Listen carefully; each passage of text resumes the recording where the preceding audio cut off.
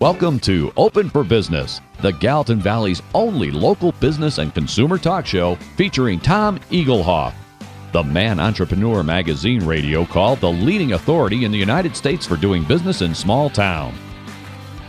Here he is, speaker, author, small business consultant, and Mrs. Eaglehoff's favorite son, Tom Eaglehoff. All right, welcome everyone. Open for Business. We air every Saturday live from 11 a.m. to 2 p.m. Mountain Time on AM 1450 KMMS in Bozeman, 1340 KPRK in Livingston, Montana. If you'd like to be a part of the big broadcast, go to kmmsam.com and click Listen Live. The call-in number during the show, 406-522-TALK, 406-522-8255. I'm here, you're here. Let's get the show on the road. Let's get back to Open for Business on News Radio AM 1450 KMMS Bozeman. Lines are open at 522-TALK. That's 522-8255. Here he is. He's big, he's bad, and he's open for business. Tom Eaglehoff. All right, welcome back, everyone. 25 minutes before the top of the hour, and I want to welcome you to the podcast portion of Open for Business. Each week I share some tips and tricks I've learned over the years about advertising, marketing, promotion, and building strong, successful businesses. And if you missed any of my previous podcasts, you'll find them all on my YouTube channel. And while you're there, why not subscribe to my YouTube channel, and you'll never miss another weekly podcast. You'll also find a link to my podcast on my website at smalltownmarketing.com. That's smalltownmarketing.com. And today's topic, I want to talk about how to get your price. Now, I rarely present a business seminar or workshop that the subject of price doesn't come up at least once. Overcoming the price objection has been the nemesis of salespeople for centuries. So for some reason, when the customer says your prices are just too high, their feet turn to clay and they walk away in defeat. Or they reach into their bag of tricks and pull out some sales gimmick that they read somewhere. Now, you can get your price and still send your customer on their way with a smile of satisfaction. Here's how to do it. First, you have to understand how the concept of price works. It's the fair exchange of money for goods and services provided. Fair being the optimum word here. Now, customers expect you to make a fair profit on your goods and services. So here's how price actually works. I have a cross-brand ink pen, and it retails for about $30 at fine stationery stores. So mine's used. How much is it worth? Well, some people might say half price, but it doesn't work. Now, how much is it worth? Well, most people would say zero. Who wants to pay for a pen that doesn't work? Well, suppose I told you the reason it doesn't work is instead of ink in the cartridge, there's an ounce of solid gold. Now, how much is it worth? Point of this exercise is that every time I gave you information about the pen, your perception of the price changed. And that's what price is. Information that causes the customer to determine their own perception of a product's value. Information creates value, and you must give the customer the correct information that determines the value to them. Now, I know you've all heard of features and benefits. Features are what a product has. A car has 4 doors. Benefits are what a product does. 4 doors gives you easier access to the car for grandma, the dog, the kids. The benefit isn't 4 doors, it's convenience. And match the benefits of your product or service to the needs of the customer, and you should have a sale regardless of the price. Next, we have product descriptions. This is more information for the customer. If I go to a car wash and pick the economy wash over the deluxe wash, I'm cheap.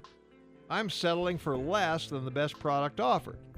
But if I go to the grocery store and buy the economy box of store brand laundry detergent, I'm frugal and a good shopper. So how do the descriptions of your products or service make your customers feel? Well, I took a trip to my local grocery store to do a little price shopping. 100 Bayer aspirin tablets retail for $7.99. But add calcium and change the name to Bayer for Women, and 75 tablets jump to $8.99. But that's not all. According to the box, 65 tablets is crossed out and changed to 75, and the customer gets almost 15% more product free. By making the product specific to a group and adding a little extra, Bayer increased the perception of value to women customers. They further increased the value by giving 10 tablets free. Now, can women buy regular Bayer and a calcium supplement and save money? Well, perhaps. But when you're there and the product's there and it fills the customer need, the sale is born. Now, next, let's talk about positioning of your product or services. Let's stay with pain relievers since they're familiar to most of us. If all pain relievers were lined up on the store shelves, which one would you pick? The challenge of the pain reliever industry is to show a benefit of using their product over their customer's pain reliever. So how do they do that? Well, by creating a perception in your mind that one product is better than the other for your specific need. For example, Excedrin is the headache medicine. Bayer helps protect against second heart attacks. Tylenol is aspirin-free, works on aches and pains. Aleve works for 12 hours with 2 tablets all day strong. And Advil is a fever reducer. So to sum up, price is a perception in the customer's mind of what a product or service should cost that will fill their needs.